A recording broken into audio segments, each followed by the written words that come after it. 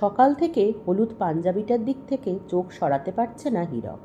আজ যে ওটা পরেই স্কুলে যাবে সে। আজ যে রবীন্দ্র জয়ন্তী। সাদার্ন এভিনিউর বুলেভার্ডে আজ চাঁদের হাট। শ্রীকান্ত আচার্য, ইন্দ্রনীল সেনরা স্টেজে গান গাইবেন। একই স্টেজে হীরকও গান করবে। হোক না আজ 25শে বৈশাখ। হীরকের কাছে যে আজ বসন্ত। অকাল বসন্তের স্মৃতিতে রাঙা হীরকের চোখের রং আজ ছুঁয়ে গেল মাহিকেও।